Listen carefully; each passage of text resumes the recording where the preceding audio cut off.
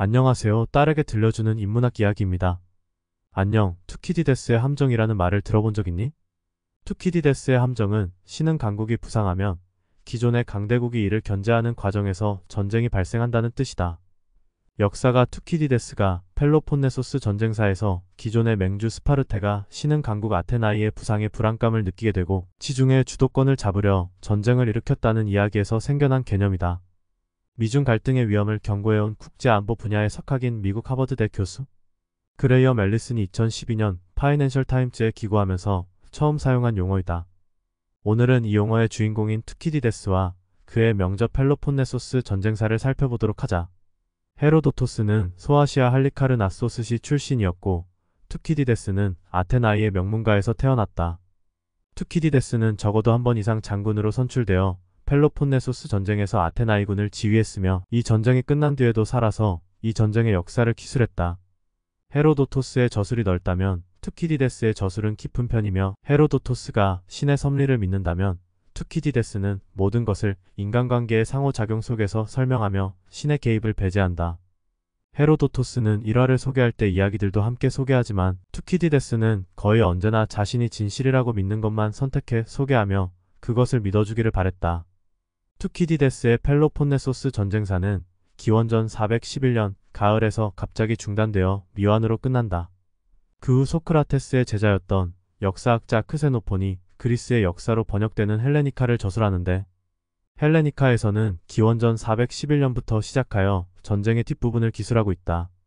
투키디데스는 서양에서는 가장 철학적이고 깊이 있는 역사가라는 평가가 있으며 그의 가치는 2차 세계대전 후 냉전 시대와 세계 질서가 재편되는 과정에서 다시 재조명되고 있다. 실제로 미국을 중심으로 한 나토와 소련을 중심으로 한 바르샤바 조약기구가 대치하고 있을 때에는 델로스 동맹과 펠로폰네소스 동맹이 대치하던 상황과 유사하다는 인식에서 국제정치학의 필독서이자 고전으로 이 책에 대한 가치를 더 높게 평가하게 되었다. 책의 첫머리는 이렇게 시작된다. 아테나인 투키디데스는 펠로폰네소스인들과 아테나인들 사이의 전쟁이 어떻게 전개되었는지 그 역사를 기록했다. 전쟁이 터지자마자 그는 이 전쟁이 과거의 어떤 전쟁보다 기록해둘 가치가 있는 큰 전쟁이 되리라 믿고 기록하기 시작했다. 그것은 헬라스인들 뿐 아니라 일부 비헬라스인들에게도 아니 전 인류에게 일대사변이었다.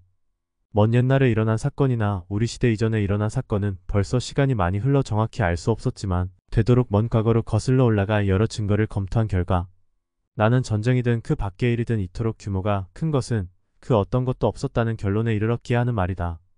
이렇게 시작한 글은 이어서 자신의 역사에 대한 기술 방법을 제시한다. 대부분의 사람들은 진리를 규명하고자 노력하지 않고 전해오는 이야기라면 무엇이든 받아들인다. 그렇지만 여기 제시된 증거에 따라 내가 기술한 대로 과거사를 판단하는 사람은 실수하지 않을 것이다. 그는 분명 주제가 무엇이든 찬양하려 드는 시인의 시구나 여기서 시인이란 호메로스를 가리킨다. 사실을 이야기하기보다는 청중의 주목을 끄는데 더 관심이 많은 산문 작가의 기록에 방해받지 않을 것이다. 여기서 산문 작가란 헤로도토스를 가리킨다. 그들이 다루는 주제는 증명의 영역 밖에 있으며 세월이 흘러 대체로 사료로서의 신뢰성을 상실하여 신화의 영역에 속한다.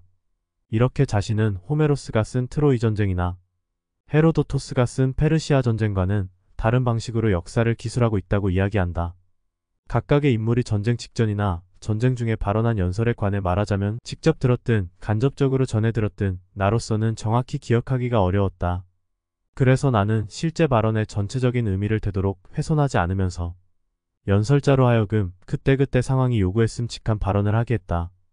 그러고 전쟁 중에 실제로 일어난 사건에 관해 말하자면 나는 우연히 주워들은 대로 또는 내 의견에 따라 기술하지 않고 내가 직접 체험한 것이든 남에게 들은 것이든 최대한 엄밀히 검토한 다음 기술하는 것을 원칙으로 삼았다. 그래도 사실을 알아내기란 힘든 일이다. 왜냐하면 각각의 사건의 증인이 어느 한쪽을 편들거나 또는 정확히 기억하지 못해 같은 사건을 두고 다른 말을 하기 때문이다. 내가 기술한 역사에는 설화가 없어서 듣기에는 재미가 없을 것이다. 그러나 과거사에 관해 그리고 인간의 본성에 따라 언젠가는 비슷한 형태로 반복될 미래사에 관해 명확한 진실을 알고 싶어하는 사람은 내 역사 기술을 유용하게 여길 것이며 나는 그것으로 만족한다. 이 책은 대중의 취미에 영합하여 일회용 들을 거리로 쓴 것이 아니라 연구 장소용으로 쓴 것이기 때문이다. 투키디데스는 이렇게 길게 자신의 역사 기술에 대해 설명한다. 역사는 반복된다는 그의 말처럼 오늘날에도 그의 시대와 비슷한 일들이 일어나고 있다. 또한 그의 장담대로 그의 책은 일회용 들을 거리가 아니라 연구장소용으로 불후의 명저가 되었다. 이 책을 번역한 천병희 선생은 이렇게 평가했다. 그의 책은 출판되자마자 고전이 되었다. 그는 함축적인 문체와 날카로운 분석으로 고대 그리스, 로마 시대부터 가장 심오한 역사가라는 평가를 받았고 수많은 사람들이 이 특별한 비극적 전쟁을 통해 지혜와 교훈을 찾았다. 진리를 탐구하려는 그의 열의와 사건을 합리적으로 설명하려는 그의 노력과 평이하고도 생동감 넘치는 기술과 인간 본성을 파고드는 연설을 적절히 한데 엮는 능력은 시공을 초월해 여전히 경탄의 대상이며 인류에게 불멸의 재산이 되었다. 투키디데스는 펠로폰네소스 전쟁의 원인을 이렇게 기술하고 있다. 펠로폰네소스 전쟁은 아주 오랫동안 지속되었을 뿐 아니라 그것이 지속되는 내내 헬라스의 미중유의 고통을 안겨주었다. 이번 전쟁은 아테나이인들과 펠로폰네소스인들이 에우보이아 섬을 함락하고 맺은 30년 평화 조약을 파기함으로써 일어났다. 앞으로 어느 누구도 왜 헬라스인들 사이에 이런 큰 전쟁이 일어났는지 묻지 않도록 나는 그들이 조약을 파기하게 된 원인과 그들의 쟁점을 먼저 기술하겠다. 그러나 진정한 원인은 사실 눈에 보이지 않는 곳에 있다고 나는 생각한다. 말하자면 아테나이의 세력 신장이 라케다이몬인들에게 공포감을 불러일으켜 전쟁을 불가피하게 만든 것이다. 이때의 그리스 상황을 간단하게 살펴보자. 기원전 5세기 그리스의 주도 세력은 아테나이와 스파르테였다. 그들은 호시탐탐 그리스를 노리던 거대 제국 페르시아와의 전쟁을 승리로 이끈 주역들이었다. 이 놀라운 승리 이후 진취적인 아테나이는 민주주의를 신봉하며 강력한 해군력에 힘입어 에게의 제국을 건설했고 보수적인 스파르테는 과도정치 체제를 신봉하며 강력한 중무장 보병에 힘입어 그리스 본토 남부의 펠로폰네소스 반도를 지배했다. 황금기의 아테나이는 정치, 문화, 예술 분야에서 역사의 길이 남을 위대한 유산들을 쏟아내는 한편 지속적인 팽창 정책으로 제국을 넓혀나갔다. 아테나이의 독주의 위협을 느낀 스파르테는 일부 동맹국의 사주를 받아 기원전 431년 아테나이와의 전쟁을 일으킨다. 먼저 페르시아 전쟁으로부터 시작된 기원전 5세기를 좀 더 살펴보자면 기원전 5세기 초 그리스의 수많은 도시국가 가운데 스파르테와 아테나이는 가장 강대국이었고 그리스 본토 남부 펠로폰네소스 반도의 다른 국가들은 대부분 스파르테가 주도하는 이른바 펠로폰네소스 동맹에 소속되어 있었다. 기원전 6세기 중엽 페르시아가 서아시아를 평정하고 에게의 동쪽의 그리스 도시국가들을 포함해 소아시아까지 정복하기 시작하자 이 도시국가들은 이른바 이오니아 지방의 반란을 일으키며 본토의 그리스인들에게 도움을 요청한다. 스파르테는 그들의 요청을 거절하지만 이오니아 지방에 거주하는 이른바 이오네스족의 모국으로 자처하던 아테나이는 원군을 파견하였고 에우보이아 섬에 있는 에레트리아시도 원군을 보낸다. 그러나 반란을 진압한 페르시아인들은 원군을 보낸 아테나이 등을 응징한다는 핑계로 그리스 본토까지 정복하고 싶어한다. 기원전 490년 페르시아의 침공은 아테나이와 에레트리아를 겨냥한 것으로 에레트리아는 함락되지만 아테나이는 플라타이아의 군의 도움에 힘입어 마라톤 전투에서 페르시아군을 물리친다. 그러자 페르시아는 더욱더 아테나이와의 일전을 벼른다. 기원전 480년대 아테나이인들은 은광에서 들어오는 막대한 수입으로 200척의 전함을 건조하는데 이는 다른 그리스 국가들이 보유한 전함을 모두 합친 것보다 많은 것이었다. 기원전 480년 페르시아가 아테나이를 응징할 겸 그리스 전체를 정복하기 위해 다시 침공해왔을 때 스파르테는 페르시아에 부역하지 않은 도시국가들의 지도국으로 선출되었다. 아테나이는 이 국가들의 해군에 월등히 많은 함선을 제공했는데 전체 함선의 거의 절반 이상이었단다. 처음에 승승장구하던 페르시아군은 기원전 480년 살라미스 해전에서 기원전 479년 플라타이아의 지상전에서 패하여 철수한다. 페르시아인들은 그 뒤 다시는 유럽을 침공하지 않았지만 이를 장담할 수 없던 기원전 479년에는 그들을 응징하고 여전히 그 지배 아래 있는 소아시아 서부지방의 그리스인들을 해방하고 그들의 침략 야욕을 완전히 꺾어놓기 위하여 페르시아인들을 멀리 내쫓을 필요가 있었다. 이미 기원전 479년에 그리스군은 사모스 섬 맞은편의 미칼레 고제 상륙하여 그곳에 있던 페르시아군을 물리쳤고 그 뒤 같은 해 스파르테인들과 일부 동맹국이 귀국하자 아테나이인들이 다른 동맹군을 이끌고 가서 헬레스폰토스 해협의 유럽 쪽 도시 세스토스를 함락한다. 이듬해인 기원전 478년에도 스파르테의 주도 아래 전쟁이 계속되지만 스파르테의 사령관 파우사니아스는 교만하고 모호한 처신으로 동맹군 사이에서 인심을 잃는다. 그리하여 원래 반페르시아 동맹이 해체되지는 않았지만 기원전 478년 겨울 아테나이의 주도로 대페르시아 전쟁을 계속하기 위해 새로운 동맹이 결성된다. 그것은 그 사령부가 아폴론이 태어났다는 델로스 섬에 있어서 델로스 동맹이라고 불린다. 스파르테와 펠로폰네소스 반도의 다른 나라들은 이 동맹에 가입하지 않았으며 처음에는 이 동맹의 위협감을 느끼지도 않았다. 델로스 동맹은 공동의 목적을 추구하는 자유국가들의 동맹으로 출발하면서 아테나이의 정권을 위임했다. 기원전 490년대의 이오니아 반란을 기억하던 회원국들은 주도국의 필요를 느꼈고 아테나이가 우월적인 지위를 이용해 자신들의 독립을 침해할까 두려워하기보다는 오히려 아테나이가 대페르시아 전쟁에 흥미를 잃을까 더 두려웠던 것이다. 아테나이인들은 자신들의 국익을 노골적으로 추구하지는 않았지만 국익을 증진할 기회가 생기면 이를 놓치지 않았다.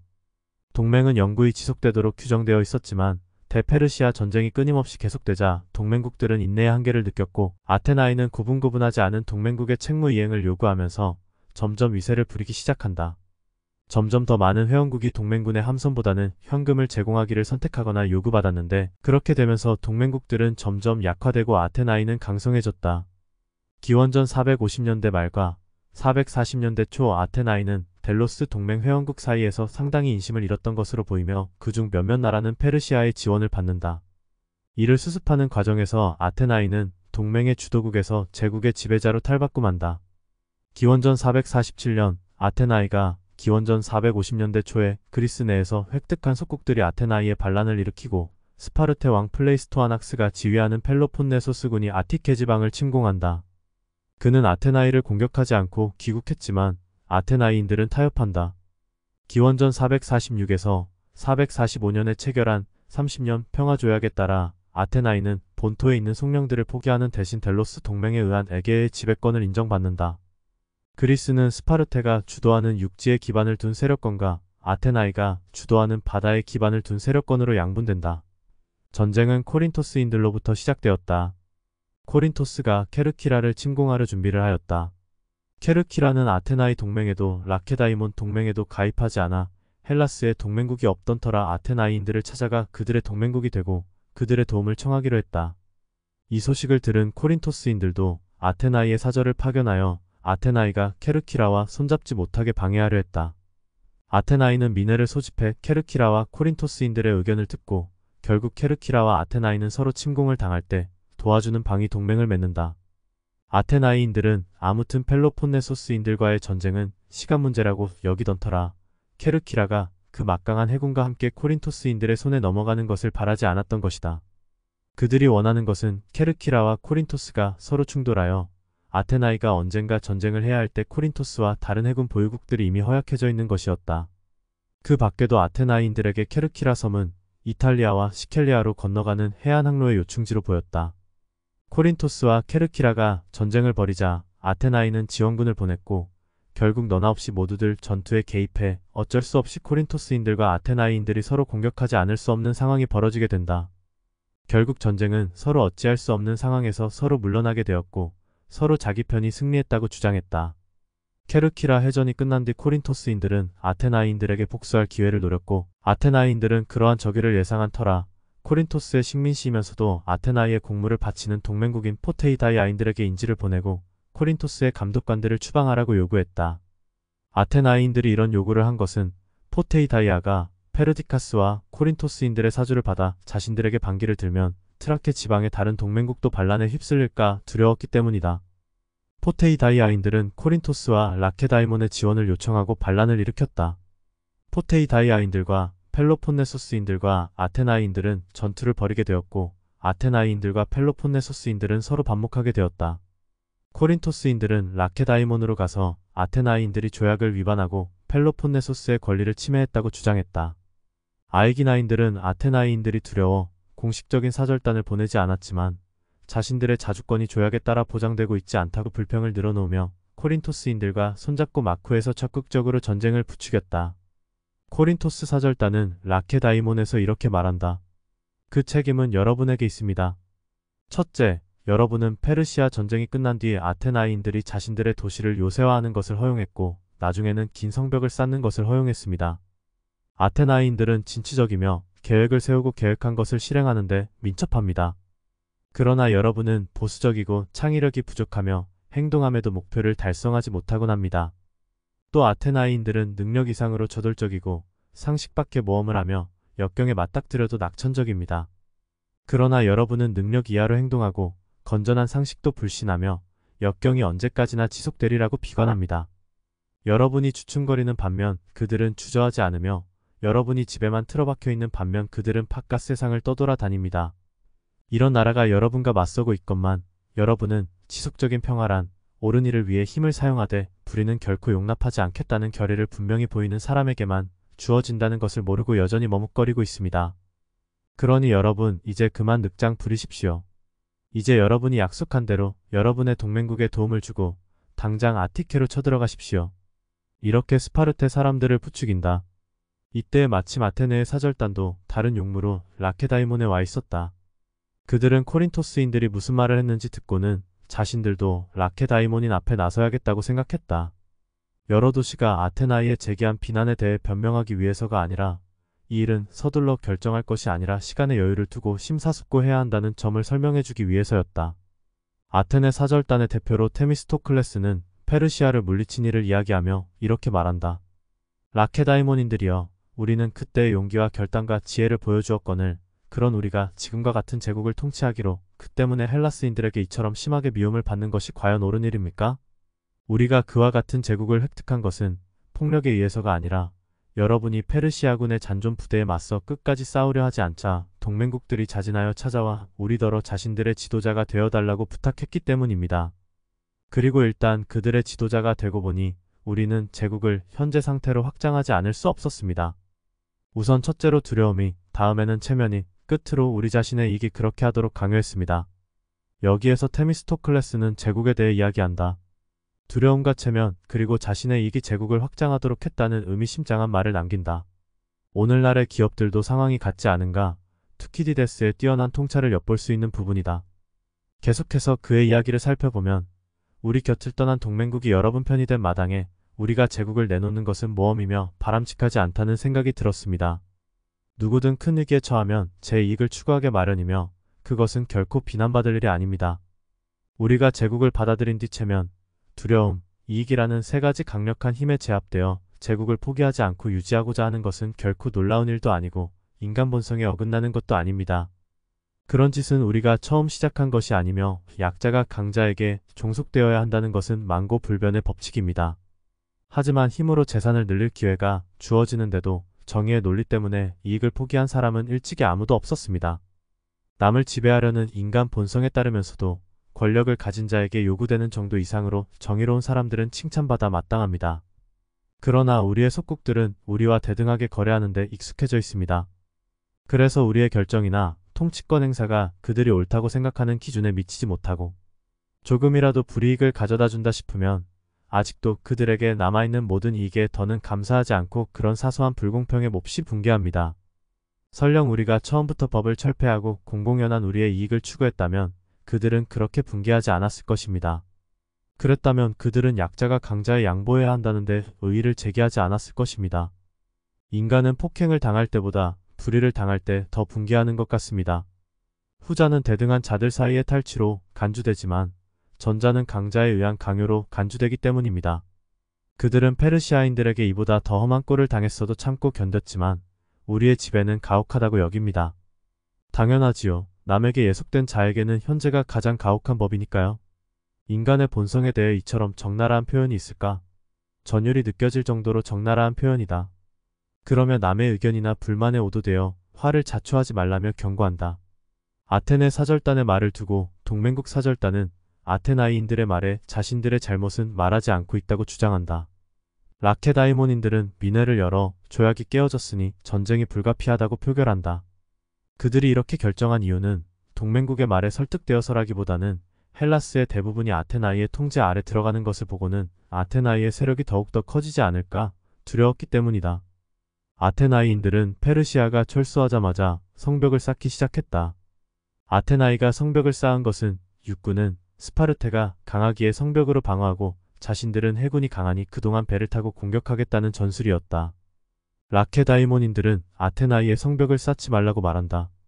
아테나이인들은 테미스토클레스의 조언을 받아들여 그들이 제기한 문제에 관해 논의하도록 사절단을 보내겠다며 그들을 돌려보낸다. 테미스토클레스는 성벽이 방어 기능을 할 수 있는 최소 높이에 이를 때까지 사절단을 보내지 않고 기다리라 말하고는 자신이 알아서 할 테니 빨리 모든 수단을 동원하여 성벽을 쌓으라 말하고 라케다이몬으로 출발한다. 라케다이몬에 도착한 그는 관청에 출두하지 않고 이런저런 핑계를 대며 이를 자꾸 미루었다. 드디어 성벽이 상당한 높이에 이르게 되자 그는 라케다이몬인들 앞에 나서서 아테나이는 요새화되어 그 주민을 충분히 보호할 수 있게 되었다고 공언했다. 그리고 라케다이몬인들이나 그들의 동맹국이 아테나이로 사절단을 파견하려 할 경우 앞으로는 무엇이 자국에도 이기고 헬라스 전체에도 이익인지 명확히 아는 아테나이인들을 상대할 각오를 해야 할 것이라고 했다. 그는 또 아테나이 시민을 위해서나 동맹국 전체를 위해서나 아테나이가 성벽을 갖기를 잘한 것 같다고 했다. 대등한 군사력을 갖지 않고서는 공동의 이익을 위한 논의에서 대등한 발언권을 가질 수 없기 때문에 아테나이인들의 행위가 정당한 것으로 인정받아야 한다고 말했다. 라케다이몬인들은 겉으로는 분개하지 않았지만 속으로는 불쾌했다. 이때 만들어진 성벽은 급하게 축조되었다. 테미스토클레스는 그가 전에 1년 임기의 아르콘이었을 때 시작된 페이라에오스의 성벽을 완성하도록 아테나이인들을 설득했다. 그는 아테나이인들의 미래가 바다에 달려있다고 감히 처음으로 말한 사람이었다. 그리하여 그는 아테나이 제국을 창건하는 데 직접적으로 기여했다. 이때 아테나이는 제국을 공고히 하여 국력이 크게 신장되었다. 그러나 라케다이몬인들은 무슨 일이 일어나고 있는지 보면서도 이를 막기 위한 조치를 거의 또는 전혀 취하지 않고 내내 수수방관했다. 그러나 아테나이의 국력이 누가 보아도 절정에 이르고 아테나이인들이 자신들의 동맹국들의 권리를 침해하기 시작하자 라케다이몬인들은 마침내 더는 참을 수가 없어 이번에는 전쟁을 일으켜서라도 있는 힘을 다해 공격하되 가능하면 아테나이의 세력을 말살하기로 작정했다. 그래서 라케다이몬인들은 전쟁을 해야 하는지 투표로 결정하기 위해서 동맹국들을 소집했다. 코린토스인들은 더 늦추다가는 포테이다이아를 잃을까 두려워 벌써 동맹국에 따로따로 사절을 보내어 전쟁을 하는 쪽으로 투표하도록 공작해 두었다. 그리고 회의장에 나타나 전쟁을 해야 한다고 연설한다. 결국 다수가 전쟁을 하는 쪽에 투표했지만 준비가 안 되어 당장은 공격할 수 없었다. 그들이 필요한 준비를 갖추는데 거의 1년이 걸렸다. 이 기간에 라케다이몬인들은 아테나이의 사절단을 보내 항의하겠는데 아테나이인들이 말을 듣지 않으면 전쟁을 시작할 그럴듯한 명분으로 삼기 위해서였다. 둘은 서로에게 저주를 추방할 것을 요구한다. 결국 큰 성과 없이 서로의 요구로만 끝난다. 그 저주에는 아테네의 퀼로니 축제에서 권력을 탈취하려 함으로써 민중들에게 포위 공격을 받아 일부가 여신들의 재단으로 피신함으로써 여신의 신성을 모독하게 된다. 아테나이인들은 그들을 추방하였는데 추방당한 자들의 자손들이 여전히 아테나이에 살고 있었다.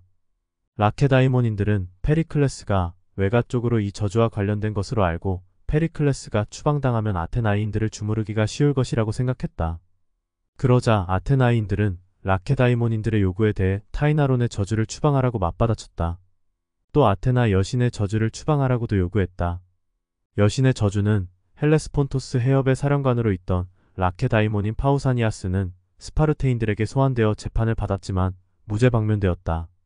그러나 그를 다시 파견하지 않자 그는 개인 자격으로 헬레스폰토스로 가서 페르시아 왕과의 전에 이미 시작한 협상을 계속했다. 그것은 그가 헬라스의 통치자가 되기 위해서였다.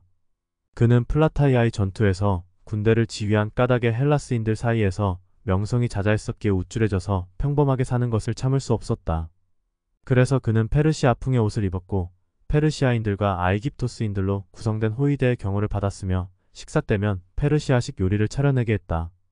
그는 자신의 의도를 감추지 못하고 그가 나중에 더 큰 규모로 무엇을 꾀하려 하는지 사소한 행동으로 속마음을 드러내곤 했다. 그는 두 번째로 스파르테에 도착하자마자 조사를 받았다. 감독관들은 확실한 증거가 없어 그에게 조치를 취하지 않았는데 페르시아 왕에게 보내는 파우사니아스의 마지막 서찰을 아르타바조스에게 전하기로 한 자가 그를 밀고 했다고 한다. 감독관들은 그를 시내에서 체포할 계획을 세웠다. 거리에서 체포되려는 순간 다가오는 한 감독관의 얼굴 표정을 보고 그 의도를 읽을 수 있었던 파우사니아스는 청동신전에 여신의 성욕으로 뛰어 달아났다. 추격하는 자들은 처음에 그를 놓쳤지만 나중에 지붕을 헐고 그가 안에 있는 것을 확인한 다음 그가 나오지 못하도록 문을 봉쇄하고 주위에 포초를 세워 그가 굶어 죽게 만들었다. 이것이 여신의 저주와 관련된 사건이다.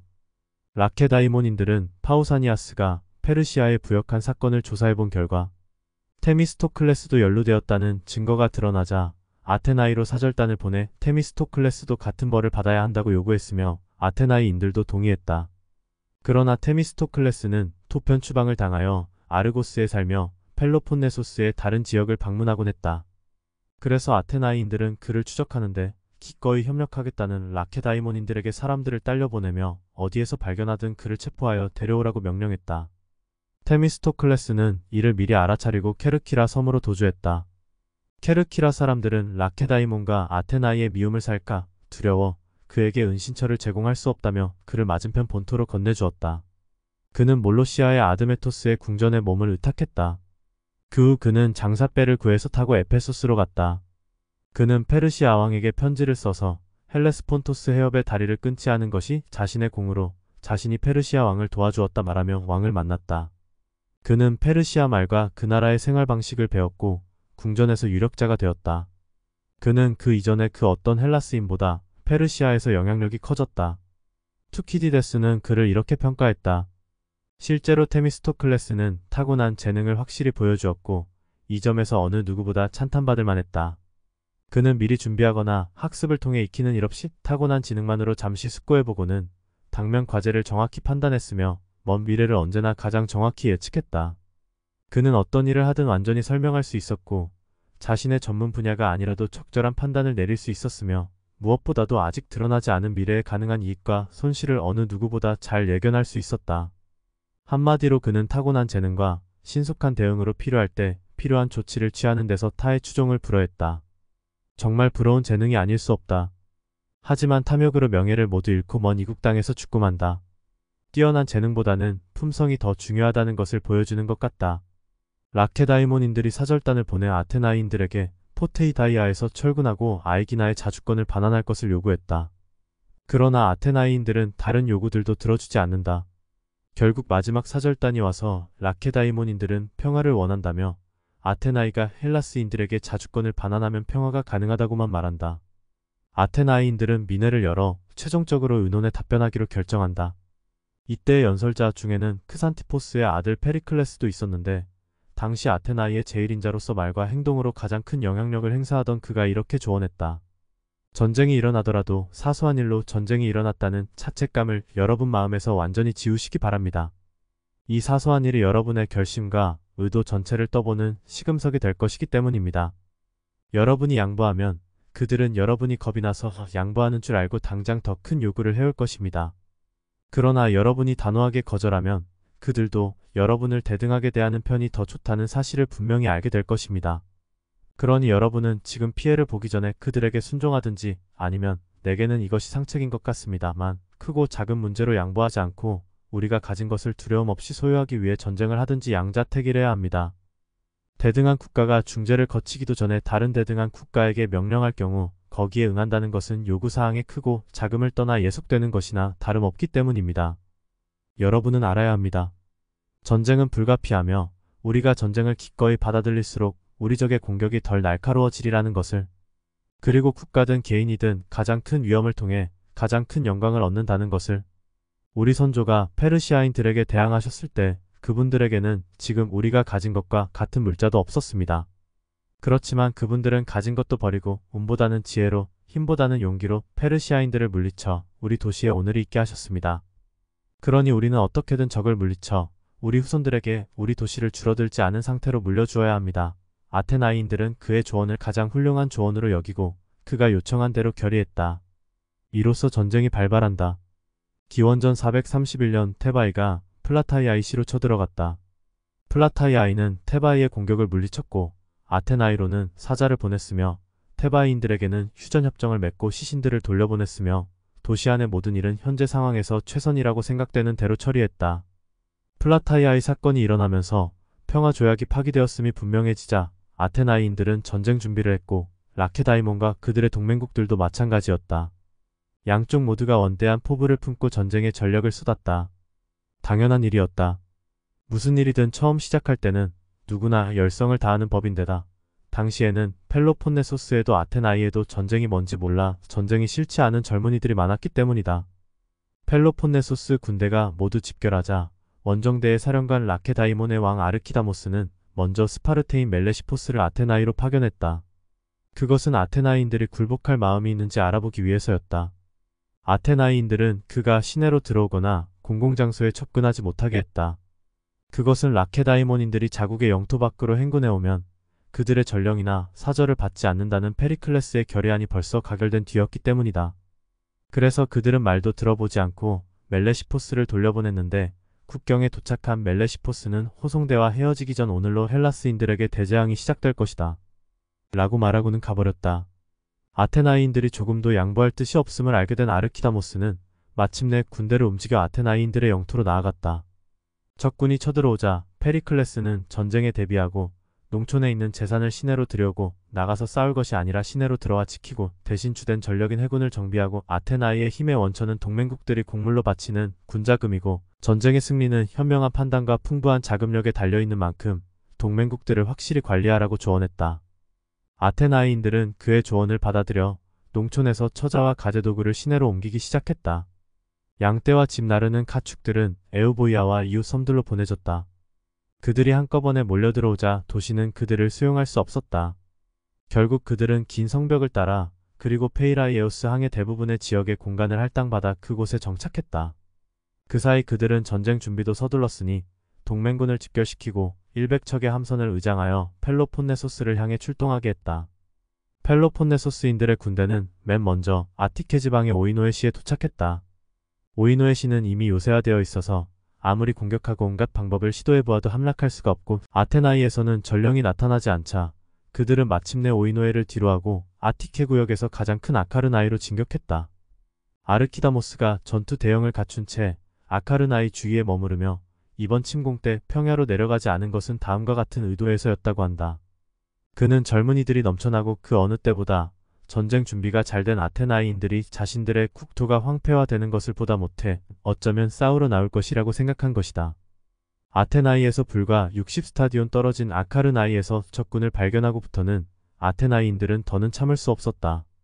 젊은이들은 자기들 눈앞에서 국토가 폐허가 되는 것을 한 번도 본 적이 없었고 나이 많은 사람들도 페르시아 전쟁 때 말고는 본 적이 없었다.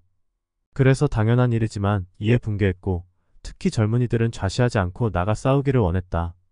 그리하여 그들은 한데 모여 격론을 벌였는데 더러는 나가 싸우자 했고 더러는 이에 반대했다.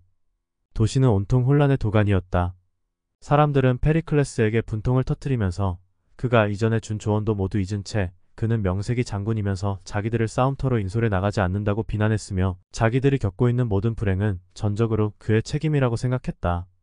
페리클레스는 그들이 현재 상황에 화가 나 올바르게 판단할 수 없을 뿐더러 나가 싸우지 않는다는 자신의 결정이 옳다는 확신에서 민회나 다른 회의를 일절 열지 않았으니 사람들이 모여서 토론하면 이성보다는 분노의 영향을 받아 나쁜 결정을 내리지 않을까 두려웠기 때문이다.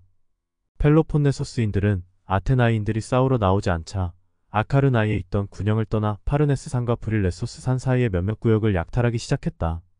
그들이 아직 아티케 땅에 있는 동안 아테나이인들은 모든 준비를 갖춘 함선 100척을 파견해 펠로폰네소스 반도 해안을 따라 항해하게 했다. 함대는 그렇게 준비를 갖추고 원정길에 올랐으며 한편 펠로폰네소스인들은 보급이 원활하게 이루어지는 동안에는 아티케 지방에 머물러 있다가 쳐들어왔을 때와는 달리 보이오티아 지방을 거쳐 철수했다.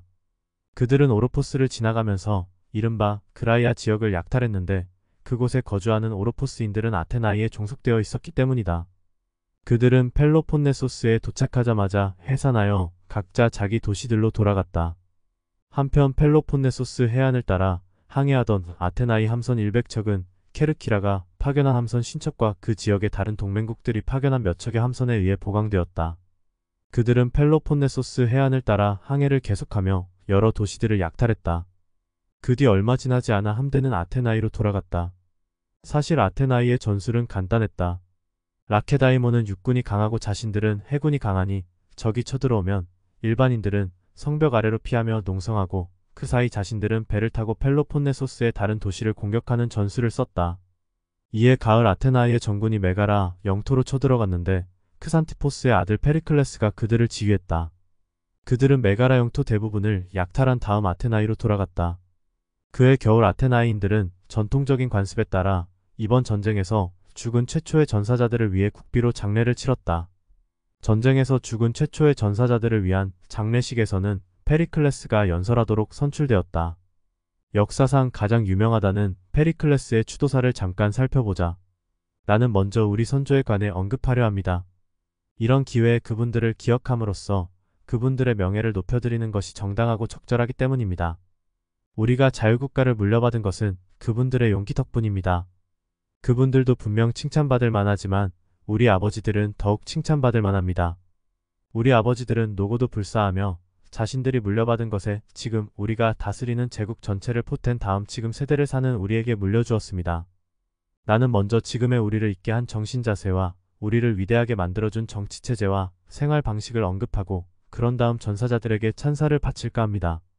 소수자가 아니라 다수자의 이익을 위해 나라가 통치되기에 우리 정체를 민주정치라고 부릅니다. 시민들 사이의 사적인 분쟁을 해결할 때는 법 앞에 만인이 평등합니다. 그러나 주요 공직 취임에는 개인의 탁월성이 우선시되며 추첨이 아니라 개인적인 능력이 중요합니다. 마찬가지로 누가 가난이라는 불리한 조건에도 불구하고 도시를 위해 좋은 일을 할 능력이 있다면 가난 때문에 공직에서 배제되는 일도 없습니다. 말하자면 우리는 고상한 것을 사랑하면서도 비용을 많이 들이지 않으며 지혜를 사랑하면서도 문약하지 않습니다. 우리에게 부는 행동을 위한 수단이지 자랑거리가 아닙니다. 가난을 시인하는 것이 부끄러운 일이 아니라 가난을 면하기 위해 실천적인 조치를 취하지 않는 것이 진정으로 부끄러운 일입니다. 간단히 말해 우리 도시 전체가 헬라스의 학교입니다. 바로 그런 도시를 위해 여기 이분들이 용감하게 싸우다가 죽어간 것이니 그런 도시를 잃어서는 안 된다고 생각한 것입니다. 그러니 살아남은 우리도 저마다 그런 도시를 위하여 당연히 노고를 감수해야 할 것입니다. 여러분은 이제 마땅히 이분들을 본받아 행복은 자유에 있고 자유는 용기에 있음을 명심하고 전쟁의 위험 앞에 너무 망설이지 마십시오. 자긍심을 가진 사람에게는 희망을 품고 용감하게 싸우다가 자신도 모르게 죽는 것보다 자신의 비겁함으로 말미암아 굴욕을 당하는 것이 더 고통스러운 법입니다. 이 연설은 당시 아테나의 사회에 대한 스스로의 위치와 현실에 대한 명확한 인식을 담고 있다. 아테나이야말로 시민들이 지켜야 할 최고의 가치이자 자산이며 목숨을 바쳐 헌신해야 할 가장 숭고한 대상임을 시민들에게 이야기한다. 그러며 아테나이를 위해 피와 땀으로 헌신하자고 이야기한다. 그와 함께 후대의 수많은 명연설들이 페리클레스의 추도 연설을 그 모태로 삼았다. 이렇게 그의 겨울 장례식이 치러졌고 다음해 여름이 시작되자 펠로폰네소스인들과 그 동맹군은 지난번처럼 전군의 3분의 2만 이끌고 아티케에 쳐들어왔다. 지휘관은 아르키다모스였으며 그들은 진을 치자마자 나라를 약탈하기 시작했다. 그들이 아티케에 머무르고 며칠 되지 않아 아테나이인들 사이에 처음으로 역병이 돌기 시작했다. 역병은 갑자기 아테나이 전체에 퍼졌고 역병 탓에 무법천지가 되기 시작했다. 이렇듯 아테나이인들은 이중고에 시달렸으니 도시에서는 사람들이 죽어갔고 도시 바깥의 영토는 약탈당하고 있었다. 실제로 아테네 역병은 기원전 430년 아테네 국가 전체를 황폐화시켰다. 대략 10만 명 정도의 사람들이 역병으로 사망했다고 알려져 있으며 아테네 사회에 심각한 영향을 끼쳤고 법치주의의 약화와 종교적 신념의 약화를 가져왔다. 실제로 아테네의 지도자 페리클레스는 이 역병으로 사망하게 된다. 펠로폰네소스인들의 두 번째 침입이 있은 뒤 국토가 두 번이나 유린당하고 전쟁과 역병에 동시에 시달리자 아테나이인들은 생각이 바뀌었다. 그들은 전쟁을 하도록 자기들을 설득했다고 페리클레스를 비난하는가 하면 자기들이 당한 불행을 모두 그의 탓으로 돌렸다. 아테나이인들이 현재 상황에 불만이 많고 모든 점에서 자기가 예상한 대로 행동하는 것을 보자 페리클레스는 회의를 소집했는데 용기를 북돋아주고 노여운 마음을 달래 그들의 자신감을 되찾게 해주기 위해서였다. 여기에서 투키디데스가 정말로 하고 싶었던 이 책에서 제일 중요한 이야기가 나온다. 한 개인이 아무리 잘 나간다 해도 국가가 망하면 그도 총체적인 파국에 휩쓸리고 말 것입니다. 그러나 국가가 안전하다면 개인은 불행을 당해도 회복할 기회가 얼마든지 있습니다. 이렇듯 국가는 개인의 모든 고통을 감당할 수 있어도 개인은 국가의 고통을 감당할 수 없다면 우리 모두 당연히 국가를 옹호해야 하지 않을까요? 여러분은 내게 화를 내지만 나야말로 누구 못지않게 무엇이 필요한지 볼 수 있는 식견이 있고 본 것을 설명할 수 있는 능력이 있으며 조국을 사랑하고 돈에 초연한 사람이라는 것이 내 생각입니다. 식견은 있으나 명료하게 설명할 수 없다면 아예 생각이 떠오르지 않는 것이나 다를 바 없습니다. 이 두 가지 자질은 갖고 있으나 애국심이 없다면 아마도 공동체의 이익을 위해 일하지 않을 것입니다. 애국심이 있다 해도 뇌물에 약하다면 이 한 가지를 위해 무엇이든 다 팔아버릴 것입니다. 그러니 여러분이 내가 이런 자질에서 다른 사람들보다 조금은 낫다고 믿고 전쟁을 하자는 내 권고를 받아들인 것이라면 지금 와서 잘못했다고 나를 비난하는 것은 옳지 못합니다. 평화와 전쟁 가운데 마음대로 선택할 수 있고 다른 방면에서 잘 나갈 경우 전쟁을 선택하는 것은 매우 어리석은 짓일 것입니다. 그러나 굴복하고 곧장 남에게 예속되든지 아니면 위험을 무릅쓰며 버텨내든지 둘 중 하나를 선택할 수밖에 없을 때는 위험을 무릅쓰는 것보다는 위험을 피하는 편이 더 비난받아 마땅할 것입니다. 나는 여전하며 바뀌지 않았습니다. 바뀐 것은 여러분입니다. 여러분은 우리가 자유를 지키기 위해 전력을 다하면 집과 토지를 쉽게 되찾을 수 있지만 남의 뜻에 굴복하는 자는 가진 것조차 영영 잃게 된다는 점을 명심해야 합니다. 여러분은 적을 향하여 진격할 때 용기뿐 아니라 우월감으로 무장하십시오. 무지와 요행의 혼합물인 자만심은 겁쟁이도 가질 수 있습니다. 그러나 내가 말하는 우월감은 우리처럼 자신이 적보다 우월하다고 믿을 만한 타당한 이유가 있는 사람들만이 느낄 수 있습니다. 그리고 양쪽에 같은 기회가 주어질 경우 용기를 북돋워주는 것은 지성입니다. 또한 여러분은 모두 제국으로서의 아테나이의 권위를 자랑스럽게 여기는 만큼 당연히 그것을 지키기 위해 싸울 각오를 해야 합니다. 여러분은 노고를 마다하지 않든지 아니면 특권을 포기하든지 해야 합니다. 만물은 쇠퇴하게 되어 있는 터라 우리 또한 언젠가는 쇠퇴한다 해도 후세 사람들은 우리가 헬라스인들 중에서 가장 많은 헬라스인들을 지배했고 가장 큰 전쟁들에서 각가의 국가 또는 모든 국가에 굳건하게 맞섰으며 우리가 살던 도시는 모든 것이 완비된 헬라스 최대의 도시였다고 기억할 것입니다. 불행을 당하여 조금도 마음이 동요하지 않고 행동으로 강력히 저항하는 자야말로 국가든 개인이든 가장 강력한 법입니다. 이런 말로 페리클레스는 자신에 대한 아테나이인들의 노여움을 풀고 그들의 생각을 현재의 고통에서 다른 쪽으로 돌리려 했다. 여기에서 난세에 빛난 페리클레스의 리더십이 나타난다. 리더의 조건으로 페리클레스는 식견과 그 식견을 소통할 수 있는 커뮤니케이션의 능력과 또한 국가에 대한 애국심과 마지막으로 사심이 없는 것을 들었다. 좀 더 자세히 해석해보자면 지도자는 무엇보다도 먼저 식견을 갖추어야 한다는 것이다. 사태의 흐름을 파악하고 미래를 예측하며 현재에 필요한 일이 무엇인지 정확히 알아내는 식견이야말로 지도자에게는 절대적인 덕목이다. 미래의 방향을 결정하는 것은 지도자의 가장 중요한 몫으로 식견이 없는 사람은 지도자가 되기를 포기하고 참모로서의 역할에 만족해야 할 것이다. 그는 식견이 있는 지도자라 할지라도 그것을 조직원 또는 공동체의 구성원들과 소통할 수 있는 사람만이 지도자로서의 자격이 있다고 생각했다. 소통하지 않는 지도자는 공동체를 혼란에 빠뜨리고 독선에 이르기 쉽다. 세 번째 덕목으로 꼽힌 애국심 역시 대단히 중요한 덕목이다. 국가이든 회사이든 아니면 가정이든 자신이 속한 공동체를 진심으로 사랑하는 사람만이 지도자로서의 자격이 있다는 것이다. 마지막 덕목 역시 대단히 중요한데 지도자가 사리사욕을 밝히고 권력을 부정한 방식으로 재물을 축적하는 데 사용한다면 그 공동체의 미래는 희망이 없다. 지도자가 재물에 대한 욕심으로 탐욕을 부리면 그 수하들도 따라할 것이고 탐욕의 악순환은 공동체를 타락시키게 될 것이다. 실제로 마라톤 전투의 영웅 밀티아데스나 살라미스 해전의 영웅이자 아테나이가 제국으로 성장하는 기초를 닦았던 테미스토클레스도 탐욕으로 스스로 멸망하게 된다. 페리클레스는 아테나이의 번영을 이끌었던 지도자였으며 아테나이의 민주정치를 완성하였고 파르테논 신전 등 오늘날까지 남아있는 대부분의 건축물을 건설하였고 아테나이를 제국으로 이끌었다. 투키디데스는 그에 대해 다음과 같은 평가를 남겼다. 아테나이인들은 군중이 흔히 그러하듯 그를 다시 장군으로 선출하고 자신들의 모든 업무를 그에게 맡겼다. 그때쯤 그들은 개인적인 고통에 다소 둔감해지기도 했지만 국가 전체의 필요에 부응하는 데에는 그가 가장 적격이라고 여겼기 때문이다. 실제로 평화로울 때 그가 국가 업무를 주관하는 동안에는 그의 중도 정책이 줄곧 국가를 안전하게 지켰고 아테나이는 그의 시대에 가장 위대해졌다. 그리고 전쟁이 일어났을 때도 그는 분명 아테나이의 능력을 정확히 예견한 것 같다. 그는 전쟁이 터지고 2년 6개월을 더 살았고 전쟁에 관한 그의 선견지명은 그가 죽은 뒤 더욱 널리 인정받았다. 왜냐하면 페리클레스는 아테나이인들이 은인자중하며 함대를 증강하고 전쟁 동안에는 제국을 확장하려 하지 않고 도시를 위험에 빠뜨릴 모험을 하지 않는다면 승리할 것이라고 말했기 때문이다. 그러나 아테나이인들은 모든 점에서 정반대로 했으며 분명 전쟁과 무관한 다른 업무에도 개인적인 이익이나 야망에 이끌린 나머지 아테나이에도 그 동맹국들에도 해로운 정책을 추구했다. 그런 정책은 성공하면 개인들에게 명예와 혜택을 더 가져다주고 실패하면 국가의 전쟁 수행 능력을 훼손한다. 그 이유는 다음과 같다. 페리클레스는 명망과 판단력을 겸비한 실력자이자 청렴결백으로 유명했기에 대중을 마음대로 주물렀으며 대중이 그를 인도한 것이 아니라 그가 그들을 인도했다. 그는 또 부적절한 수단으로 권력을 손에 넣기 위해 아첨할 필요가 없었다. 실제로 그는 높은 명망을 누리고 있어 대중에게 화를 내며 그들이 한 말을 반박할 수 있었다. 예컨대 그는 그들이 지나칠 만큼 자신들을 과신하는 것을 볼 때면 충격적인 발언으로 그들을 불안하게 만드는가 하면 그들이 공연히 낙담하는 것을 볼 때면 그들에게 자신감을 회복시켜주곤 했다. 그리하여 이름은 민주주의지만 실제 권력은 제1인자의 손에 있었다.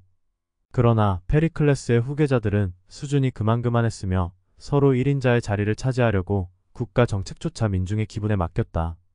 투키디데스는 페리클레스에 대해 이렇게 극찬했다. 실제로 페리클레스 사후 아테네는 점점 쇠퇴하게 된다.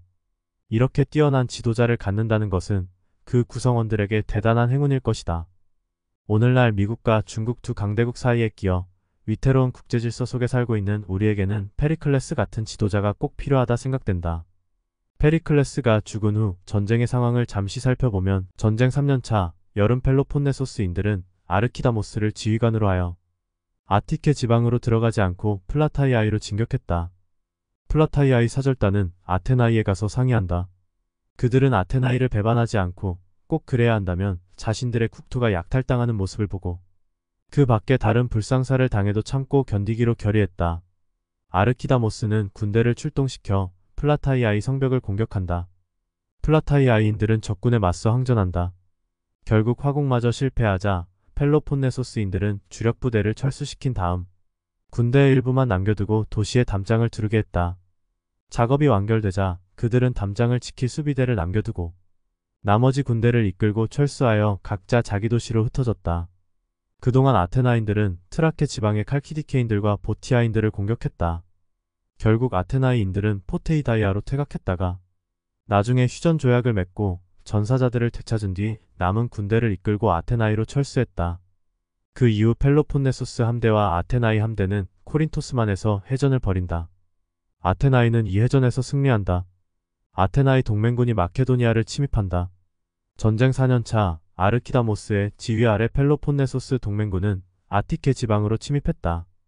펠로폰네소스인들의 침입 직후 메킴나 시를 제외한 레스보스 섬 전체가 아테나이의 반기를 들었다.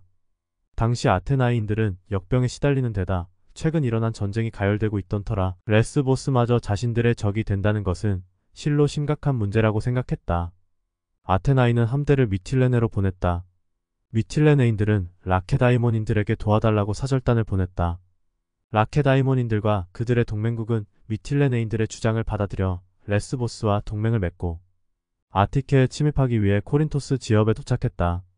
이 소식을 듣고 아테나이는 함선 30척으로 펠로폰네소스 반도 주위를 돌며 라케다이몬인들에게 무력 시위를 했다. 라케다이몬인들은 그 소식을 듣자 원정은 실패했다고 보고 기로에 올랐다. 그들이 철수하자 아테나이인들은 미틸레네를 완전히 봉쇄하고 주요 거점에 요새를 쌓았다. 같은 해 겨울 여전히 펠로폰네소스인들과 테바인들에게 포위되어 있던 플라타이아인들은 식량난으로 고생이 심한 데다 아테나이에서 원군이 올 가망이 없고 달리 살 길이 없어 보이자 같이 포위당한 아테나이인들과 함께 탈출 계획을 세웠다. 세찬 폭풍의 도움으로 212명이 탈출에 성공한다. 이듬해 여름 펠로폰네소스인들은 알키다스 제독이 지휘하는 함선 42척을 미틸레네에 파견하고 그들 자신과 동맹군은 아티케에 침입했다. 그들은 전에 약탈당한 지역에서 새로 자라난 것이 있으면 무엇이든 파괴했으며 앞서 몇 차례 침입했을 때 손대지 않고 그냥 남겨둔 것들마저 파괴했다. 이번 침입은 아테나이인들에게 두 번째 침입을 제외하고는 최악의 고통을 안겨주었다. 적군은 지금쯤 바다를 건넜을 자신들의 함대가 큰일을 해냈다는 소식이 레스보스에서 들리기를 줄곧 기다리느라 아티케에 계속 주둔하며 그 영토의 대부분을 약탈했기 때문이다. 그러나 그들은 기대한 대로 되는 일이 아무것도 없고 식량이 떨어지기 시작하자 마침내 철수하여 여러 도시로 흩어졌다. 그 사이 미틸레네인들은 아무리 시간이 지나도 펠로폰네소스의 함대가 나타나지 않는 데다 식량이 떨어진 까닭에 아테나이인들과 협상하지 않을 수 없었다. 아테나이인들은 포로들을 어떻게 할지 토의하다가 격분하여 아테나이에 와 있는 미틸레네인들뿐 아니라 미틸레네의 성인 남자를 모두 죽이고 여자들과 아이들은 모두 노예로 삼기로 결의했다. 미틸레네인들이 속국도 아닌데 반란을 일으킨 것이 괘씸했고 펠로폰네소스 함대가 그들을 지원하기 위해 감히 이오니아 지방으로 건너간 것이 무엇보다도 그들의 난동을 부채질했다는 사실이 못마땅했다. 그래서 그들은 반란이 상당 기간 미리 모의된 것이라는 결론을 내렸던 것이다. 하지만 이튿날 아테나이인들은 갑자기 생각이 바뀌어 잘못을 저지른 자들뿐 아니라 한 국가의 주민 전체를 없애는 것은 야만적이고 가혹한 처사라고 생각했다. 그래서 민회가 개최되어 논의를 하게 되었다. 먼저 전날 미틸레네인들을 죽이자는 안을 통과시킨 사람으로 아테나의 시민 가운데 성격이 가장 난폭했으며 그 무렵 민중에게 가장 큰 영향력을 행사하던 클레온이 다음과 같이 주장했다. 그는 민주주의는 제국주의와 양립할 수 없다고 말하며 여러분이 동맹국에 설득당해 잘못된 결정을 내리거나 동정심에서 양보하게 되면 이러한 약점이 여러분에게는 위험할 수 있고 동맹국은 조금도 고마워하지 않는다는 점을 모릅니다. 여러분의 지배는 그들의 호의보다는 여러분 자신의 힘에 의해 근거합니다. 가장 위험한 것은 우리의 결의사항에 자신감이 없고 국가는 대개 좋은 법을 가졌지만 구속력이 없을 때보다는 나쁜 법을 가졌지만 반드시 지킬 때 더 강력하다는 사실을 모르는 것입니다. 건전한 상식을 가진 무식이 무절제한 영리함보다 더 도움이 되는 법입니다. 그리고 대개 평범한 사람들이 더 영리한 자들보다 국가를 더 잘 다스립니다. 영리한 자들은 법률보다 더 현명해 보이기를 원하고 또 누가 공석에서 발언하면 자신들의 재주를 보여줄 더없이 좋은 기회라고 여기고 언제나 그를 이기려 들며 그 결과 나라의 재앙을 안겨주는 경우가 비일비재합니다. 그러나 자신의 재주에 자신이 없는 평범한 사람들은 자신들이 법률보다 더 현명하지 못하며 남의 말을 비판하는 능력에서 훌륭한 연설가만 못하다는 것을 시인합니다. 하지만 경쟁자라기보다 공정한 심판관이기에 그들은 대개 올바른 결론에 도달합니다. 우리도 그들을 본보기로 삼아야 하며 단순히 재주를 과시하고 싶은 욕구에 이끌려 민중 여러분에게 신념에 반하는 조언을 해서는 안 될 것입니다. 이 이야기는 오늘날 정치인들에 비추어 생각해볼 부분이 많은 것 같다. 그들은 자신들의 이웃나라들이 반란을 일으켰다가 예속되어 고통받는 것을 보고도 배우지 못했고 지금까지 누리던 행복에 도취되어 망설이지 않고 위험 속으로 뛰어들었습니다. 그들은 자신들의 미래를 과신하고 또 그들 뜻대로 이루어질 수 없는 실력 이상의 희망을 품고는 우리에게 선전포고를 했습니다. 그리고 그들은 정의보다는 힘을 더 중시하기로 작정한 것입니다. 그들이 우리를 공격한 것은 자신들이 성공할 것이라고 믿었기 때문이지 우리에게 부당한 짓을 당했기 때문이 아닙니다. 도시가 생각지도 않다가 갑자기 부강해지면 교만해지는 법입니다. 사람들에게는 대개 정상적인 성공이 예상 외의 성공보다 더 안전한 법입니다. 말하자면 번영을 지키기보다 재앙을 막는 편이 더 쉬운 편입니다. 이 이야기도 잘 새겨 들어야 할 이야기인 듯하다. 도시를 기업이나 개인으로 바꾸어 읽어보면 두고두고 되새길 만한 이야기로 생각된다. 그들은 본의 아니게 해악을 끼친 게 아니라 알고서도 음모를 꾸몄습니다. 고의성이 없는 행위만 용서받을 수 있는 것입니다. 그래서 나는 여러분이 이미 결의한 사항을 변경하는 것과 여러분이 제국의 이해에 가장 반하는 세 가지 우를 범하는 것을 반대하는 것입니다. 세 가지 우란 온정을 베푸는 것, 감언이설에 현혹되는 것, 공평하고자 하는 것입니다. 우리와 같은 사람들에게 온정을 베푸는 것은 적절하지만 우리가 온정을 베풀어도 우리에게 결코 온정을 베풀지 않을 것이며 따라서 영원히 적일 수밖에 없는 자들에게 온정을 베푸는 것은 적절치 못합니다. 감언이설로 우리를 현혹하는 연설가들은 덜 중요한 다른 사안에서는 경영 기회를 얻겠지만 연설가들이 그럴듯한 말을 하고 상당한 보수를 받아가는 데 반해 도시는 잠시 즐기고서 톡톡히 대가를 치러야 하는 문제를 놓고 그들에게 기회를 주어서는 안 됩니다. 그리고 공평에 관해 말하자면 여전히 아니 전보다 더 우리의 적이 될 사람들보다는 앞으로 우리의 친구가 될 사람들에게 공평한 것이 더 적절할 것입니다. 이렇게 말하며 클레오는 미틸레네인들을 다 처벌해야 한다 주장한다. 그러자 민회에서 미틸레네인들을 도륙하자는 안에 극구 반대한 에우크라테스의 아들 디오도토스가 이번에도 앞으로 나와 다음과 같이 말했다. 나는 미틸레네인들에 관한 우리의 결정을 다시 심의하자고 제안한 사람들을 비난하지 않으며 중대사를 거듭 심의하는 것을 반대하는 사람들을 칭찬하지 않습니다. 생각건대 졸속과 분노는 현명한 결정과 가장 상반되는 두 가지 장애물입니다. 분노에는 어리석음이 수반되기 쉽고 졸속에는 무지와 경솔한 판단이 수반되기 쉽기 때문입니다. 토론이 행동의 지침이 될 수 없다고 주장하는 사람은 어리석은 사람이거나 개인적인 이익을 추구하는 사람입니다. 만약 불확실한 미래를 설계할 다른 방법이 있다고 생각한다면 그는 어리석은 것이고 만약 불명예스러운 정책을 권하고 싶지만 좋은 말로 나쁜 일을 옹호할 수 없어 모함으로 반대론자들과 청중을 겁줄 수 있다고 생각한다면 그는 개인적인 이익을 추구하는 것입니다. 가장 다루기 어려운 것은 누가 연설을 하면 금전적인 대가를 바라고 달변을 과시하는 것이라고 탄핵하는 자들입니다. 설득하는 데 실패한 연설가가 무지하다는 비난만 듣는다면 현명하지는 못하지만 부정직하지 않다는 평을 듣고 물러날 것입니다. 그러나 연설가가 부정직하다는 비난을 받게 되면 설득에 성공하거나 실패하더라도 부정직하다는 의심 때문에 그의 주장은 설득력을 잃게 될 것입니다. 이런 것은 도시에 아무 도움도 되지 않습니다. 도시를 위해 조언하는 사람들이 주눅이 들어 조언을 하지 않을 테니까요. 훌륭한 시민은 반대론자들을 겁주어서는 안 되며 공정한 토론을 통해 자신이 더 훌륭한 연설가임을 입증해야 합니다. 마찬가지로 현명한 국가 또한 가장 훌륭한 조언자들의 명예를 특별히 높여주지도 않고 그들이 이미 갖고 있는 명예를 박탈하지도 않을 것이며 누군가의 조언이 받아들여지지 않는다 해도 그를 처벌하지 않는 것은 물론이요 불명예를 안겨주는 일도 없을 것입니다. 내가 앞으로 나선 것은 미틸레네인들을 두둔하려는 것도 탄핵하려는 것도 아닙니다.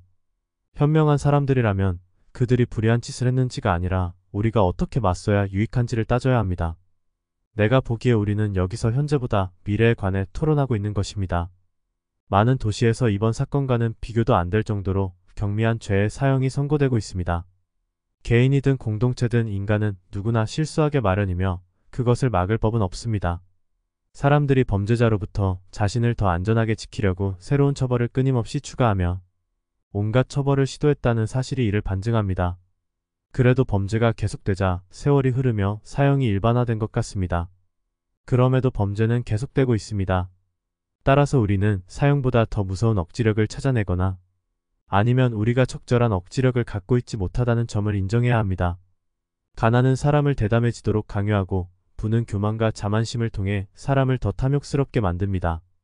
그 밖에 다른 삶의 조건도 각자가 어떤 정념에 사로잡혀 있느냐에 따라 저항할 수 없는 압도적인 정념을 통해 인간이 모험을 하도록 끊임없이 인도합니다. 한마디로 인간이 일단 무슨 일을 하기로 작정하면 법의 힘이나 다른 억지력으로 그것을 막기는 불가능합니다. 따라서 우리는 엄중히 신문하는 재판관처럼 행동함으로써 범죄자들보다 오히려 우리 자신을 더 해롭게 할 것이 아니라 적당히 처벌함으로써 공물을 바치는 여러 도시를 앞으로 우리 이익을 위해 금전적으로 충분히 이용해야 할 것입니다. 그리고 우리의 안전은 법적인 처벌보다는 훌륭한 행정에 의해 보장된다는 점을 인정해야 합니다. 그러니 여러분은 내 제안이 더 나은 것을 인정하시고 온전과 공평성에 너무 휘둘리지 마십시오. 그러는 것이 우리의 장래에 유리하고 지금 우리의 적에게 두려움을 불러일으킬 것입니다. 자신의 적에 대해 현명한 정책을 받아들이는 사람들은 힘과 어리석음으로 적을 공격하는 자들보다 더 강력하기 때문입니다. 디오도토스는 그렇게 말했다.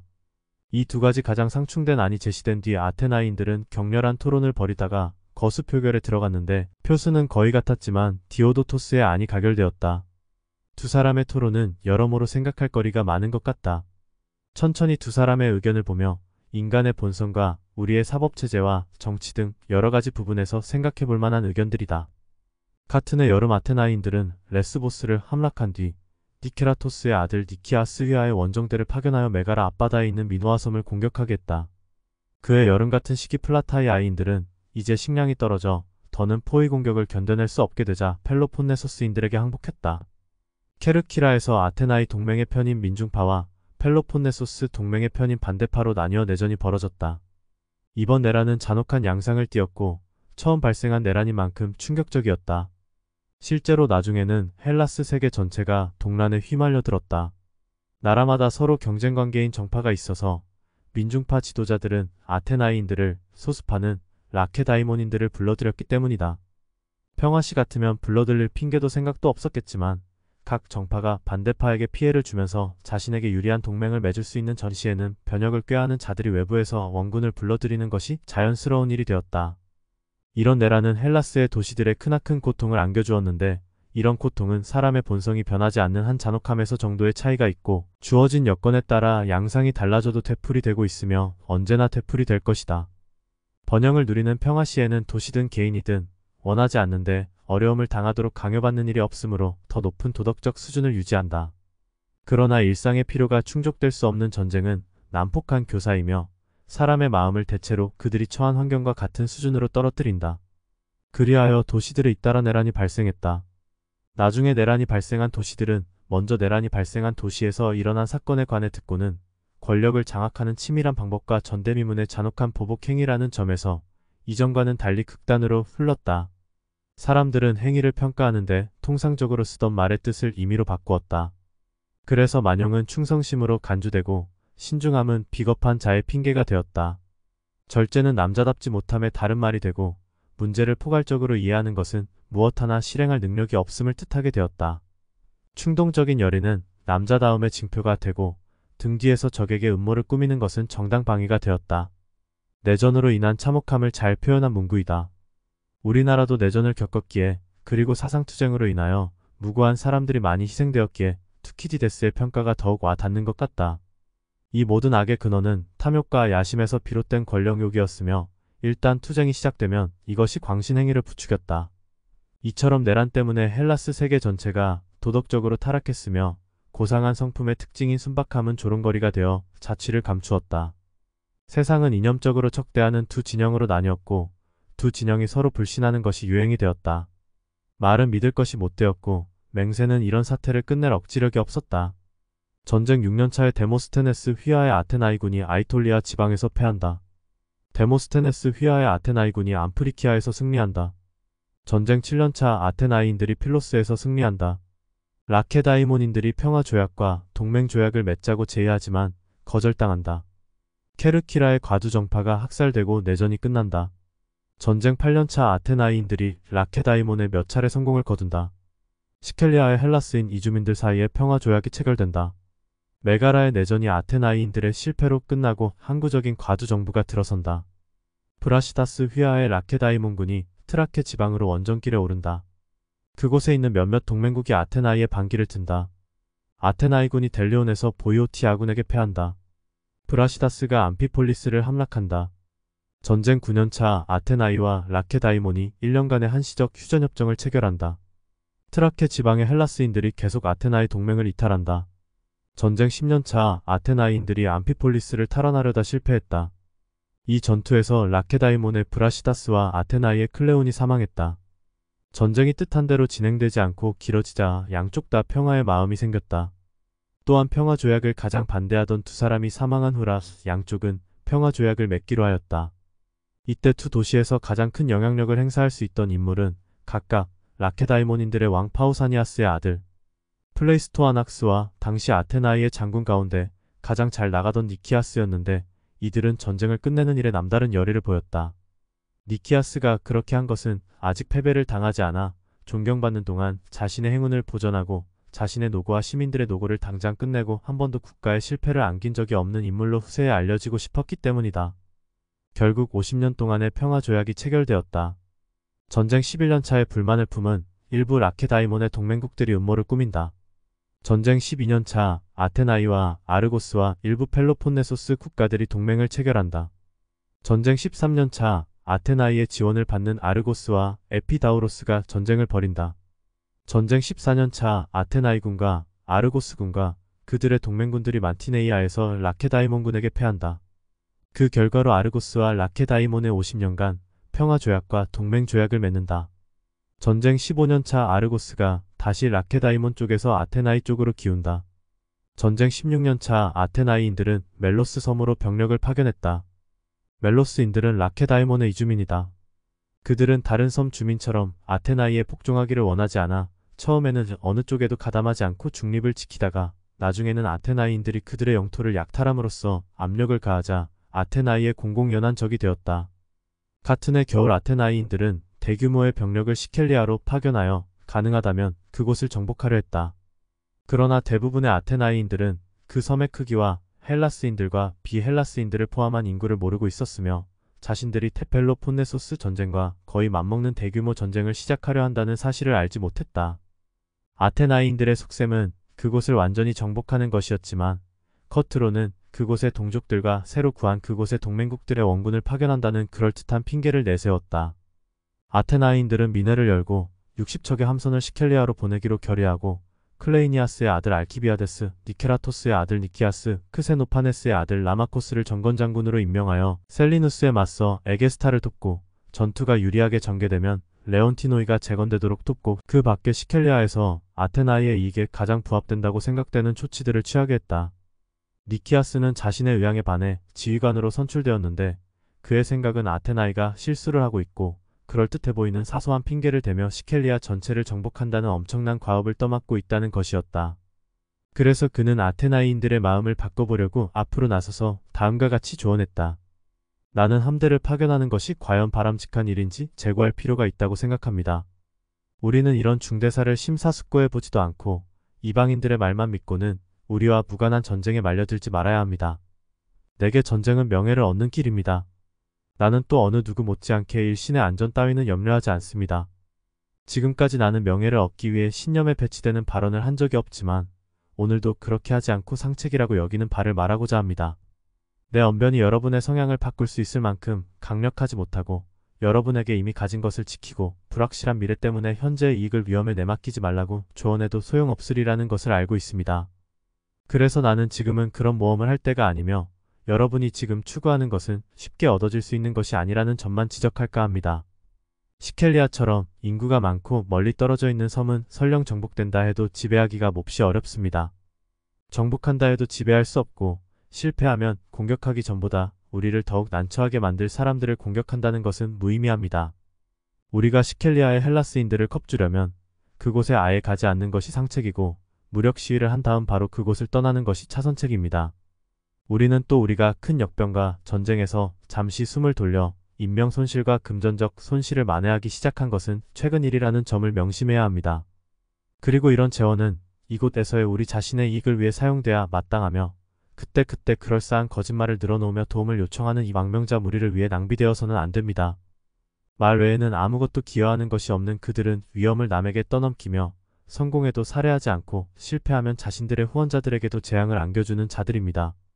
이 자리에 장군으로 선출된 것을 좋아하며 무엇보다도 장군이 되기에는 아직 너무 젊은 까닭에 이기적인 이유에서 원정을 가야 한다고 사주하는 자가 있다면 그리고 그가 자신이 먹이는 경주마들 때문에 사람들에게 경탄받기를 원하고 또 그런 일에는 많은 비용이 드는 까닭에 장군 측에서 이익을 얻기를 바란다면 여러분은 그런 사람이 혼자 멋부리느라 도시를 위험에 빠뜨리도록 내버려 두어서는 안 됩니다. 또한 그런 사람들은 개인의 사치를 위해 공금을 횡령한다는 점과 이번 일은 젊은 사람에 의해 결정되거나 서둘러 행동에 옮기기에는 너무나 중대하다는 점을 여러분은 명심하십시오. 니키아스는 알키비아데스가 나라를 위하거나 적과 싸워 이기기를 원해서가 아니라 그저 명성을 얻고 권력을 차지하기 위해 아테나의 시민들을 전쟁으로 몰고 가고 있다고 경고한다. 알키비아데스는 아테네의 영웅 페리클레스의 오촌 조카였으며 소크라테스의 제자였다. 그는 당대 최고의 연설가 중 한 명이었다. 어떤 불리한 상황 속에서도 대중을 자신의 논리대로 설득할 수 있었던 알키비아데스는 그 뛰어난 연설 솜씨로 펠로폰네소스 전쟁의 분수령이 된 시칠리아 원정을 주장했다. 시칠리아 원정의 배경을 좀 더 자세히 살펴보자면 시칠리아는 비옥한 곡창지대로 고대 그리스와 로마에서 지중해의 국간으로 불리던 곳이다. 이미 기원전 8세기부터 많은 그리스 사람들이 이주해 식민지를 개척했고 이 곡창지대를 차지하기 위한 스파르타와 아테네의 충돌이 빈번하게 일어났다. 에게스타의 사절단이 아테나이인들을 부추겼으며 아테나이도 사절단을 시켈리아로 파견하였다. 사절단의 보고를 받고 아테나이인들은 원정을 결정했다. 여기에 알키비아데스의 주장이 큰 역할을 하게 된다. 원정의 가장 열렬한 지지자는 클레이니아스의 아들 알키비아데스였다. 그는 늘 자신과 정견을 달리하며 방금 행한 연설에서 자신을 인신공격한 니키아스에게 반대하고 싶기도 했지만 무엇보다도 장군이 되기를 열망했다. 그럴 경우 그는 시켈리아와 카르케돈을 정복하게 될 테고 또 그런 성공에 힘입어 개인적으로도 부와 명예를 얻게 되리라고 생각한 것이다. 그는 시민들 사이에 인기가 있었고 그래서 경주마들을 먹이는 일과 다른 사치에 대한 열정이 그의 재력으로는 감당할 수 없을 정도였다. 실제로 그의 이러한 사치는 훗날 아테나이시가 몰락한 주요 요인이었다. 대중은 관습에 얽매이지 않는 그의 쾌락주의적 생활 방식이 지나치고 무슨 일에 개입하든 그가 번번이 엄청난 야망을 드러내는 것에 두려움을 느낀 나머지 그가 참주가 되려는 줄 알고 그를 척대시했다. 그래서 그가 공인으로서는 탁월한 전략가였음에도 시민들은 개인적으로 그의 생활 방식에 혐오감을 느끼고 그를 다른 사람들로 대치함으로써 오래지 않아 도시가 몰락하게 한 것이다. 투키디데스는 아테네의 몰락의 원인으로 알키비아데스를 지목하고 있다.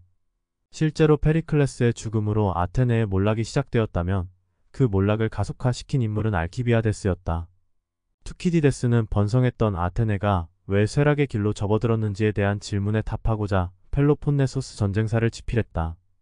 나라와 국가 그리고 회사와 조직이 흥하고 망해가는 과정을 분석하고 그 쇠락의 원인을 제공한 동기나 핵심 인물들을 파헤침으로써 후대의 사람들에게 역사의 원칙과 순리를 보여주고자 했던 것이다.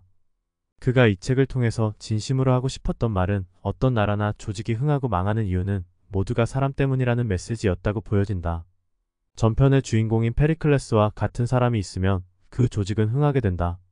이번 편의 주인공인 알키비아데스와 같은 사람이 지도자의 자리에 있게 된다면 그 나라는 결국 망하게 된다는 것이다. 그와 함께 투키디데스는 우리에게 질문을 던진다. 위기의 순간 필요한 덕목에서 재능과 애국심 중에서 어떤 것이 더 필요한가? 라는 아주 근본적인 질문을 우리에게 던지고 있는 것이다. 알키비아데스의 행적들을 살펴보며 생각해 보도록 하자. 알키비아데스는 펠로폰네소스 전쟁이 소강 상태에 접어들자 아테네 시민들의 정신 무장을 위해서라도 전쟁은 불가피하며 시칠리아 정복은 비옥한 곡창지대를 확보하는 경제적인 측면과 펠로폰네소스의 맹주인 스파르타를 견제할 수 있는 최선의 군사 외교적 방책이라고 주장했다. 알키비아데스의 말을 살펴보자. 아테나인 여러분, 나는 누구 못지않게 장군이 될 권리가 있으며 나야말로 그럴 자격이 있다고 생각합니다. 나는 또 아테나이에서 코로스의 비용을 대는 등 공적 의무를 수행하고서 우쭐댄다고 당연히 동료 시민들의 시기를 샀지만 그것도 이방인들에게는 우리에게 힘이 있다는 인상을 줍니다. 누가 자신의 비용으로 자신뿐 아니라 도시에까지 이익을 가져다 준다면 그러한 어리석음은 아주 쓸모있는 것입니다. 우리가 현재의 평화 상태에 집착하지 않고 시켈리아로 항해하는 것을 보면 펠로폰네소스인들은 콧대가 꺾일 것입니다. 동시에 우리는 아마도 시켈리아에서 얻은 것에 힘입어 헬라스의 패권을 쥐게 되거나 아니면 적어도 시라쿠사이를 약화시킬 텐데 그것은 우리 자신과 우리 동맹국들의 이익이 될 것입니다. 여러분은 또 다른 것도 마찬가지지만 도시도 가만히 있으면 저절로 질이 떨어지고 그 기술도 낡아버리는데 계속해서 전쟁을 하다 보면 경험이 자꾸 축적되어 말이 아닌 행동으로 자신을 지키는 데 익숙해질 것이라는 점도 명심하십시오. 결론적으로 말해 본성적으로 활동적인 도시가 그 본성을 바꿔 나태해지면 금세 망하지만 설령 본성과 제도가 완전하지 못해도 사람들이 되도록 거기에서 벗어나지 않을 때 나라의 안전이 가장 확실히 담보되는 것입니다.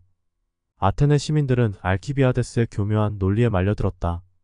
전쟁을 계속하다 보면 경험이 쌓여서 전쟁을 더 잘하게 될 것이라는 주장은 얼핏 보기에는 타당해 보이지만 경험을 위해 전쟁을 한다는 것은 너무 터무니없지 않은가. 현재의 불확실한 평화 상태를 포기하고 시칠리아를 선제 공격하는 것이 나라를 부강하게 만드는데 도움이 될 것이라는 그의 논리는 겉보기에는 흠잡을 데가 없었다. 만약 시칠리아 공격을 감행하면 스파르타의 군대가 주력 부대가 없는 아테네를 공격할 것이라는 니키아스의 반론은 전혀 먹혀들지 않았다.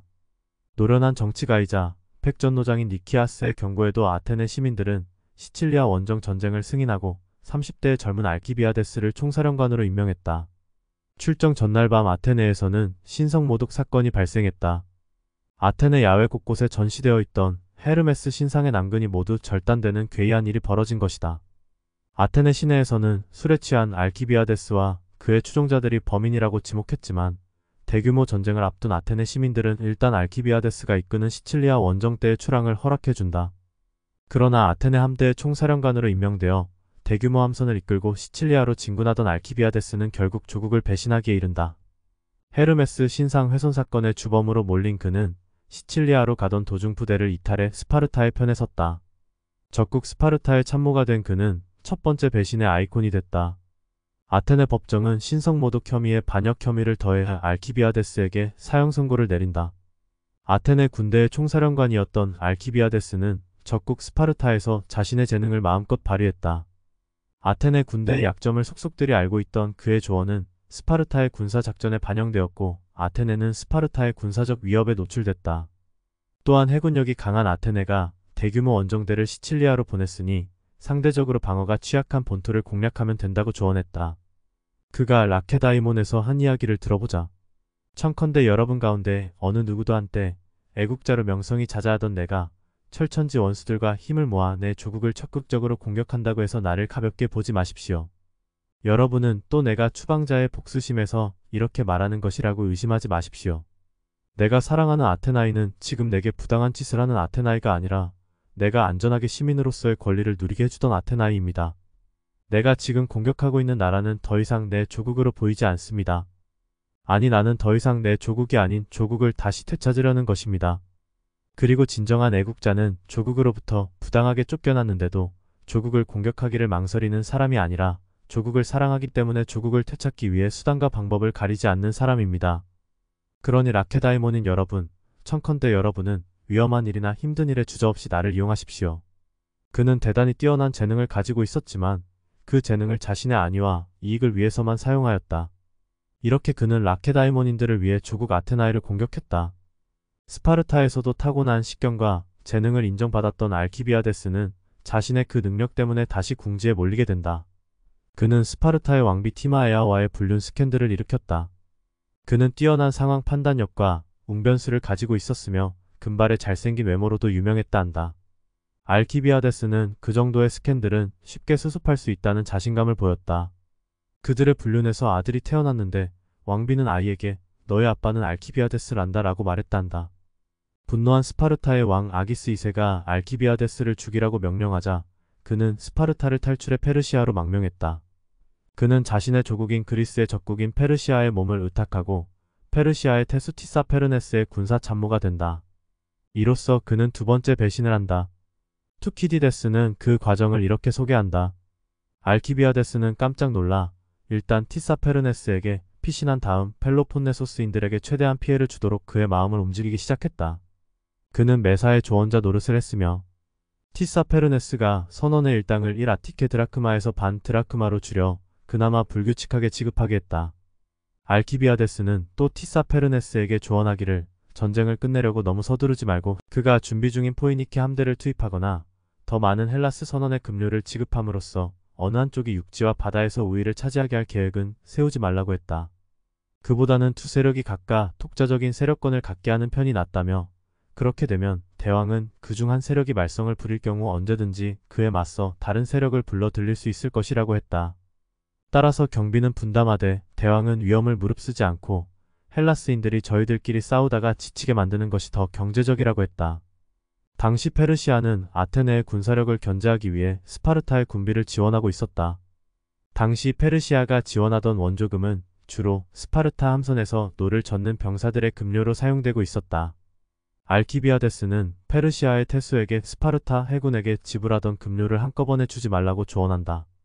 급료를 일시에 지급하면 스파르타 군인들은 돈을 받고 타령하거나 고향으로 그냥 돌아가 버릴 확률이 높다는 것이다.